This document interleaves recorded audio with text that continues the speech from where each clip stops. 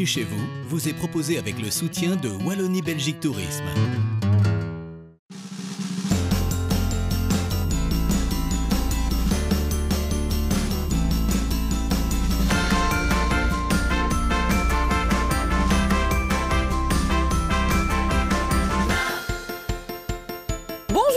Je suis ravie de vous retrouver pour ce nouveau numéro de Bienvenue chez vous.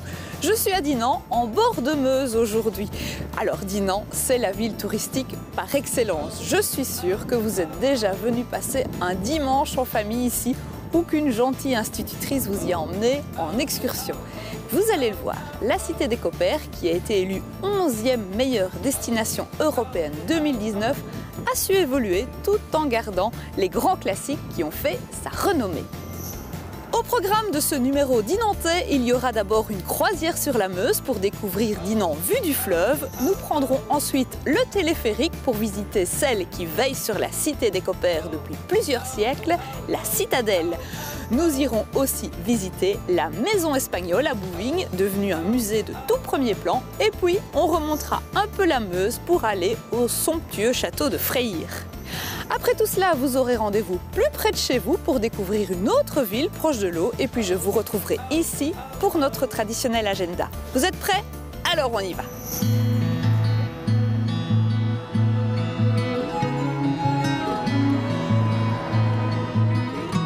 Pour visiter Dinan, je vous emmène en croisière sur la Meuse à bord d'un petit bateau électrique qu'on peut louer pour 1 heure. Pas besoin de permis, les consignes sont simples. Ça se pilote comme une voiture, on navigue à droite et on se dépasse par la gauche. Bon, il n'y a pas grand monde sur la Meuse ce matin. Alors, une clé de contact, un bouton arrêt marche et les gaz, marche avant, neutre, marche arrière. D'accord. C'est vraiment très simple.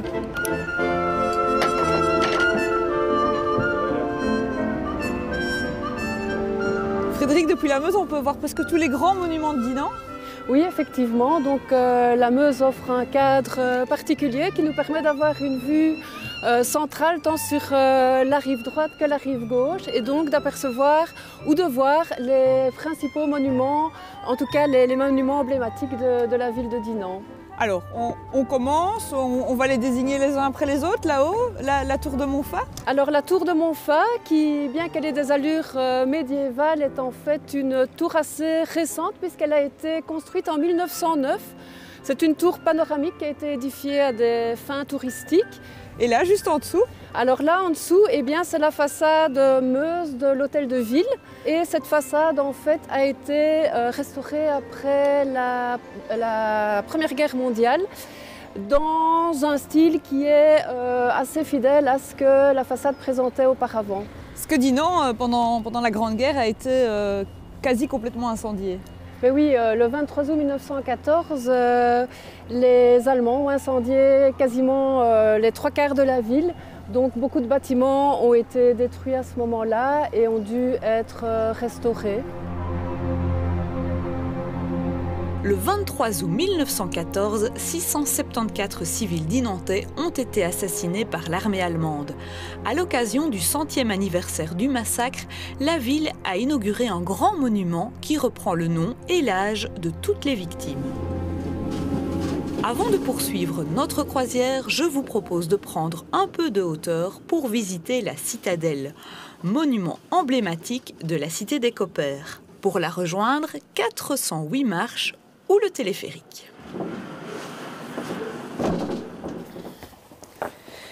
Elle date de quand, cette fameuse citadelle? Donc cette citadelle date de 1820. Elle n'est pas si vieille que ça, contrairement à ce qu'on pense.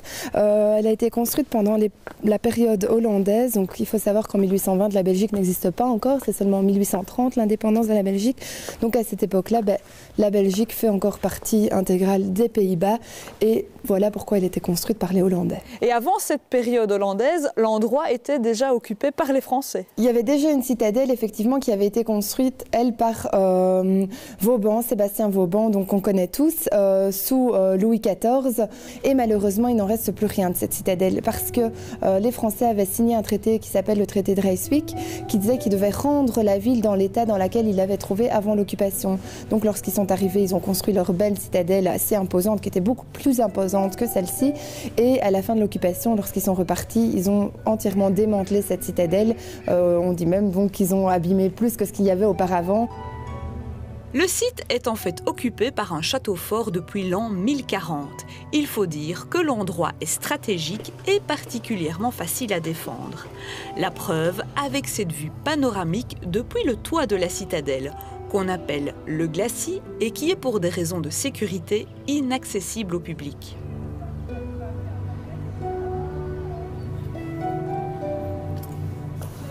Céline, tout le monde a déjà visité la citadelle de Dinan au moins une fois, mais alors cette galerie-ci, c'est une nouveauté. Oui, c'est une galerie qui a été rénovée en hiver 2017, en fait, à l'occasion des 200 ans de construction de la citadelle. La date exacte, je vais dire, c'est 1818-1821. Donc 3 ans pour construire l'entièreté de la citadelle qu'on voit, ce qui est assez rapide quand on y réfléchit. Et donc on voulait absolument marquer le coup et voilà pourquoi on a rénové cette galerie. Autre nouveauté, la citadelle abrite désormais un espace pour comprendre les événements d'Août 14 qui ont tant marqué la ville.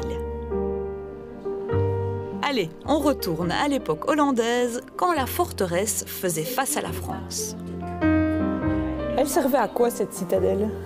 Cette citadelle a été construite principalement pour défendre le pont ici en bas sur la Meuse. Parce qu'il faut savoir qu'en 1820, à cette époque-là, on n'avait qu'un pont tous les 30 km, ce qui représente quand même une journée entière de marche pour un homme.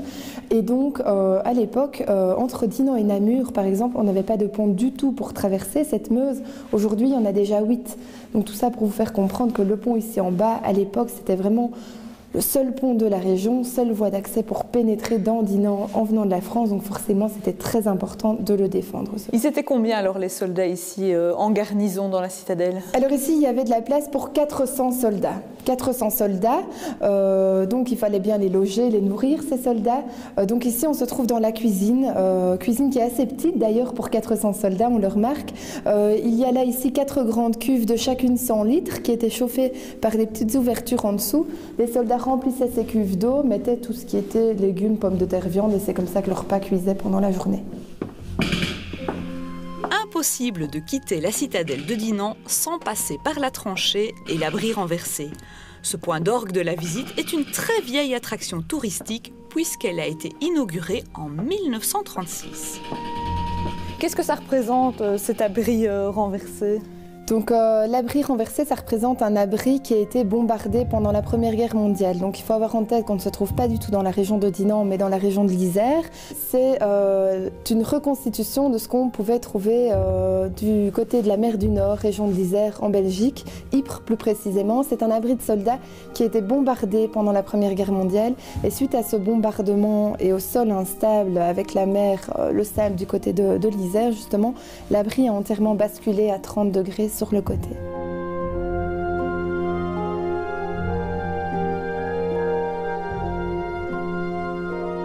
Frédéric, on arrive en face du rocher le plus célèbre de Dinan. Oui, le rocher Bayard, qui doit son nom à une légende, la légende des 4 fils Aymon, qui étaient traqués par Charlemagne et qui sont arrivés ici sur leur cheval magique, Bayard, en bordure de la falaise. Et ils ont éperonné Bayard, donc, qui a franchi dans un bond prodigieux la Meuse.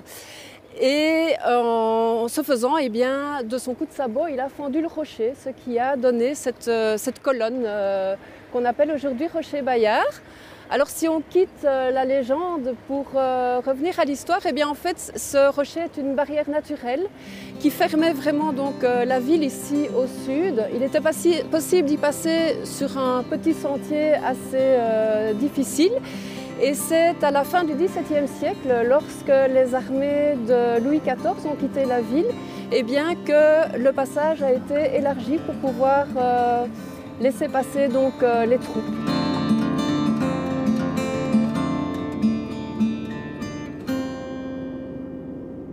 Nous sommes maintenant à Bouvignes devant celle qu'on appelle la Maison Espagnole en compagnie de Françoise Lefebvre. Bonjour. Bonjour. Alors pourquoi l'appelle-t-on la Maison Espagnole? Quelle est son histoire? Alors, elle n'a rien d'espagnol, je vous le dis tout de suite. On l'appelle Maison Espagnole parce qu'elle a été construite à la période espagnole, fin du XVIe siècle, sur des constructions, des maisons médiévales qui avaient été détruites par un incendie quelques années plus tôt. Et voilà, elle est plutôt d'architecture tout à fait caractéristique de nos régions, d'architecture mosane, un mélange de briques et de pierres. Et maintenant, c'est une maison qui n'est plus, on n'appelle plus maison espagnole, mais plutôt la maison du patrimoine médiéval mosan. Et c'est ça qu'on va aller voir ensemble. Mais oui, bien volontiers.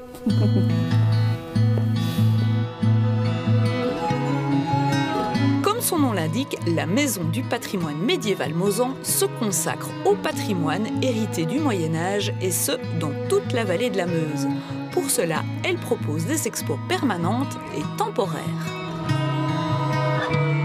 Je vous invite ici à entrer ici dans cette partie-ci de la salle, cette salle-ci qui évoque d'une part l'évolution des villes et l'évolution ici du château, avec cet arrondi ici qui évoque la motte castrale que l'on avait, qui sont les premières constructions défensives, avec des copies d'armes. Et dans la vitrine ici, on a toute une série d'armes qu'on a trouvées en fouille, que ce soit des armes mérovingiennes ou bien des armes liées à la chevalerie. Et alors on arrive sur cette plateforme ici à la découverte de la motte castrale. C'est l'ancêtre du château fort. C'est l'ancêtre du château fort, d'une certaine manière. C'est une motte, artificielle ou non, enfin, de rocher ou de terre, sur lequel on a le donjon du Seigneur, et en contrebas, alors, sont abrités les paysans, etc. La MPMM, pour les intimes, propose aussi des ateliers et des stages pour les enfants. Tout cela se déroule dans les caves de la maison où vous découvrirez également l'activité qui a rendu le nom de Dinan célèbre dans l'Europe entière. Françoise, on est ici dans le berceau de ce qu'on appelle la dinanderie. Alors la question est évidemment toute trouvée. La dinanderie, qu'est-ce que c'est? La dinanderie, ben son nom vient de Dinan. C'est le travail du cuivre et plus particulièrement du laiton. Alors le laiton, qu'est-ce que c'est? Je renvoie la question. Le laiton, c'est un alliage de cuivre et de zinc. Et on va dans des grands creusets qui sont des grands récipients en céramique. On va alterner des couches de métal, de cuivre et de ce mélange charbon-bois-zinc. Ensuite, on met tout ça dans un four qui est porté à 1500 degrés. Une fois qu'on a le métal en fusion, deux possibilités s'offrent à nous. Soit on va couler le métal dans des boules pour donner des chaudrons, des aiguières, des chandeliers, etc. Ou bien on fait des plaques assez fines que l'on va alors marteler. Avant de quitter Bouvignes, ne manquez pas de grimper sur l'ancienne forteresse de Crèvecoeur qui date du XIIe siècle. Le nom provient d'une légende dont on raconte qu'elle creva le cœur des Bouvignois. Lors d'une attaque de la ville, 3 femmes dont les époux avaient été tués au combat se jetèrent du haut de la tour, préférant la mort à la capture. Frédéric, impossible de la rater, cette fameuse collégiale qui trône là au milieu du centre-ville. Elle a une grande histoire, j'imagine. Eh bien oui, effectivement, donc cette collégiale Notre-Dame est vraiment l'élément central, ou en tout cas un des éléments centraux de la ville de Dinan. Et elle est facilement reconnaissable à son clocher en forme de bulbe. La légende raconte que saint Materne, dans sa mission d'évangélisation, est venu à Dinan au IVe siècle et qu'il a fondé un petit oratoire dédié à la Vierge Marie à l'emplacement de la collégiale actuelle. Ce premier édifice a laissé la place à une église romane dont il ne reste pas beaucoup de vestiges aujourd'hui. Et en 1227, eh bien, la collégiale en fait, a été anéantie par la chute d'un pan de rocher. Et c'est à ce moment-là donc qu'elle a été reconstruite dans ce style gothique qu'on lui connaît aujourd'hui. Mais le bulbe, si je puis me permettre, c'est pas du tout gothique, ça. Ah non, non, pas du tout. Le bulbe, c'est une particularité dinantaise, je pourrais dire, puisque ce bulbe, en fait, n'était pas du tout destiné à la collégiale. Au milieu du XVIe siècle, l'hôtel de ville se situait dans une tour au centre du pont.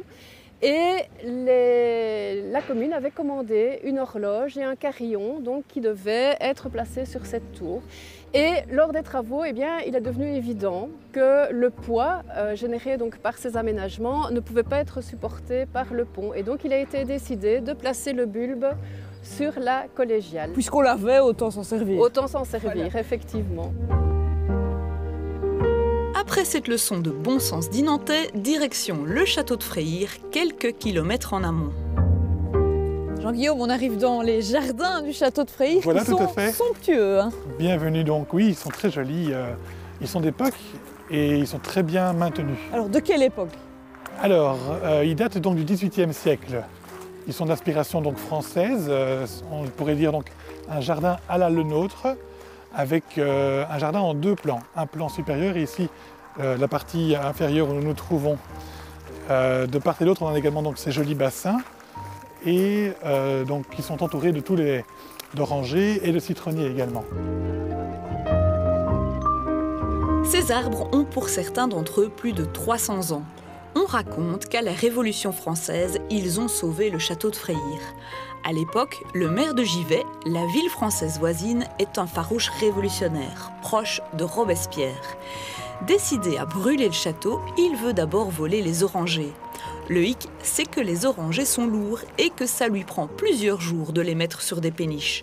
Entre-temps, le vent a tourné à Paris, Robespierre est guillotiné, tout comme notre voleur.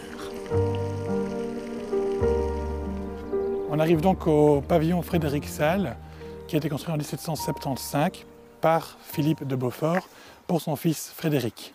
Et ce pavillon a également servi d'accueil à un bal qui était donné en l'honneur de Marie-Christine d'Autriche, fille de Marie-Thérèse, qui était gouverneure des Pays-Bas autrichiens.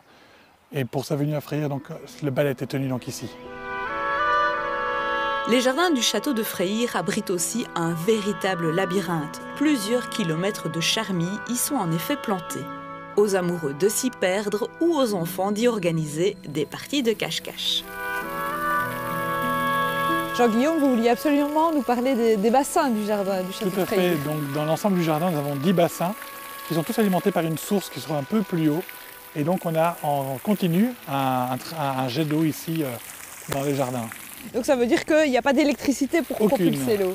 Tout est d'origine, la machinerie est d'époque et tout fonctionne toujours très très bien. Alors certains bassins ont eu une utilité pratique, si j'ose dire. Oui, tout à fait. Donc en 68, il n'y avait pas encore d'eau courante dans les lieux.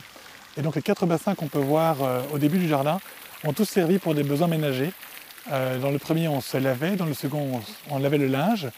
Dans le troisième, c'était l'eau pour la cuisine. Et le quatrième, c'était pour les besoins quotidiens. Le château de Freyr est également visitable. D'abord construit en style Renaissance, le bâtiment a été agrandi et modifié au XVIIe et XVIIIe siècle. Il s'agit en fait de l'ancienne résidence d'été des ducs de Beaufort-Spontin. L'intérieur est raffiné et mêle différentes époques.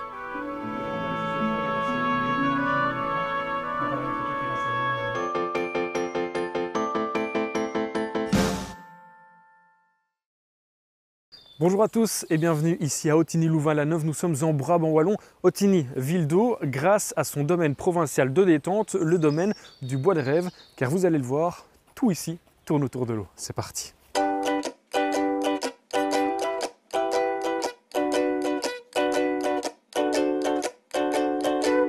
Monsieur Coutis, bonjour. Bonjour. Merci de nous recevoir chez vous, ici dans le domaine provincial du Bois des Rêves. On peut dire que Ottignies est une ville d'eau, c'est avant tout parce que ce domaine tourne tout à fait autour de l'eau. Oui, tout à fait. Donc l'eau, c'est vraiment le fil rouge ici au domaine du Bois des Rêves, puisque on longe le ruisseau, le Riangon, ici à notre gauche. Et de l'autre côté, vous pouvez voir l'étang de pêche.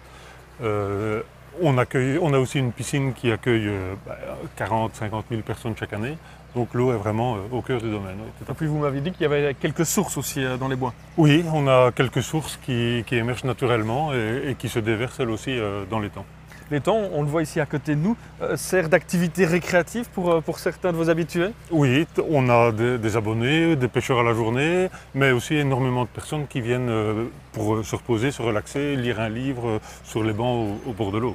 Ça veut dire que le domaine provincial brasse quand même une grosse population chaque année? Tout à fait, on est entre 220 et 250 000 personnes chaque année ici au domaine qui viennent profiter justement des installations. Ce qui en fait, m'a-t-on dit, le deuxième site du Brabant wallon le plus visité. Tout à fait, oui.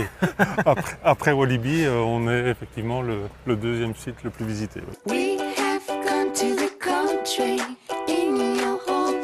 Vous l'aurez compris, le Bois des Rêves, c'est une multitude d'activités, dont du VTT et des balades. 15 km de balades en zone Natura 2000, dont 2 parcours, un rouge pour les familles, un vert pour les sportifs.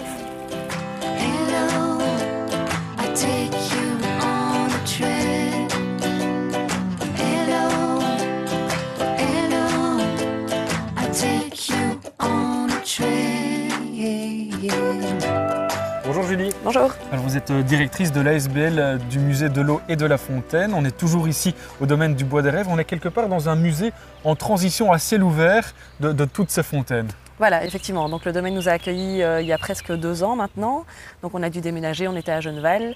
Et du coup, maintenant les pièces sont vraiment valorisées en extérieur, donc reprennent un peu possession des lieux. Et donc effectivement, ici on est dans le Clos des Fontaines, donc l'espace qui nous sert vraiment d'image par rapport au côté muséal de l'ASBL, qui a aussi un côté aussi de sensibilisation aux problématiques de l'eau. Ça veut dire qu'on est ici dans un endroit qui est plutôt destiné aux activités ludiques. Voilà, donc c'est un espèce d'outil pédagogique en fait, cet espace qui nous permet d'aborder différentes thématiques. Et c'est vrai qu'on a amené pas mal de manipulations qui nous permettent comment dire, enrichir notre discours. Mais c'est quand même un espace aussi familial pour les grands. On a des supports, des panneaux, de la médiation autour de ça. C'est un endroit qui n'est pas ouvert à monsieur et madame tout le monde. Ça veut dire que vous le destinez à des activités plutôt réservées à l'été? On prévoit des activités en été pour les stages, les activités famille, donc ça on peut aller voir sur notre site. Mais c'est aussi un outil qu'on utilise lors de visites scolaires. Donc c'est vrai que l'espace n'est pas réservé au grand public. Si on veut y accéder, il faut s'inscrire à une des activités ou une animation gérée par le musée. Parce que l'équipe peut mettre en valeur justement tous ces objets. Alors Julie, la particularité aussi de votre ASBL, c'est que vous avez quelques pièces un petit peu partout dans le domaine du Bois des Rêves, dont celle-ci. Expliquez-nous un petit peu. Voilà, effectivement. Donc, on a vu les fontaines plutôt utilitaires qui amenaient l'eau potable. Et donc ici, on est plus sur les fontaines d'apparat. Donc c'est vrai que c'est joli, c'est la pro-décorée. Et celle-ci, elle a été faite sur la thématique et le schéma des fontaines abreuvoirs. Donc c'est-à-dire que les animaux pouvaient s'abreuver en fonction de leur taille à un palier différent. Ouais, c'est sympa. Voilà, ici, ça ne sert plus que de décoration. Il y en a d'autres, des fontaines ici un petit peu partout sur le domaine, mais on laissera à nos téléspectateurs les découvrir si eux-mêmes ils viennent ici. Merci beaucoup pour toutes ces explications. Merci à vous. Et à très bientôt. Au revoir. Au revoir.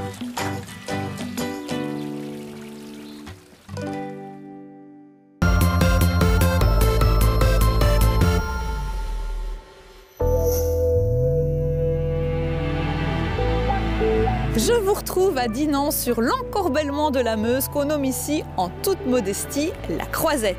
Et c'est parti pour notre agenda de sortie. Premier événement à vous proposer, une expo à Bastogne qui réussit le tour de force de mêler la thématique touristique de cette année, l'eau, avec l'anniversaire de la bataille des Ardennes. C'est comme ça que le Bastogne War Museum accueille jusqu'au 31 décembre une exposition baptisée Bulle d'histoire, l'eau et la guerre à travers quelques objets. L'objectif, c'est de vous dévoiler les histoires et les secrets qui se cachent derrière des objets de la Seconde Guerre mondiale.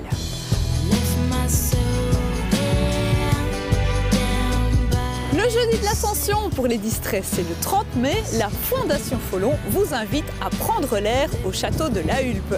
Cette édition aura pour thématique la papeterie poétique. Il sera question de créer des mobiles aériens ou une grande fresque participative. Vous pourrez aussi rêver devant un théâtre d'ombre ou rencontrer un dessinateur philosophe. Le 16 16 juin, c'est la Ducasse de Mons, qu'on appelle aussi le Doudou. Est-ce que j'ai vraiment besoin de vous le présenter? Pour ceux qui débarquent de la Lune, le Doudou, c'est une grande fête populaire, mais c'est aussi un moment fort de la culture montoise. La procession du quart d'or est d'ailleurs reconnue patrimoine oral et immatériel de l'humanité par l'UNESCO. Et après cette procession, Saint-Georges terrassera une nouvelle fois le dragon au cours d'un combat dit Lumeçon. Tous les premiers et troisièmes dimanches du mois, le Fort des Mines vous ouvre ses portes. Construit à la fin du 19e siècle, il était l'un des maillons de la ceinture fortifiée de Namur. Et il a été copieusement bombardé en août 1914. Et comme l'armée ne l'a pas modernisé à la fin de la Grande Guerre, vous pouvez le découvrir tel quel, à l'exception des parties métalliques. Une expo pour terminer cet agenda, le musée de la vie wallonne à Liège accueille jusqu'au 31 décembre Super Marionnette Hero, une expo-jeu pour petits et grands. Le musée met en avant ses collections de marionnettes, une façon originale de découvrir notre patrimoine. Bienvenue chez vous, c'est terminé pour aujourd'hui. On se retrouve en télé le 16 juin pour un numéro spécial sur les activités nautiques. N'oubliez pas que vous pouvez nous suivre sur Facebook, sur Instagram et sur le site internet de votre télé locale. Portez-vous bien, n'hésitez pas à sortir de chez vous. Au revoir à tous.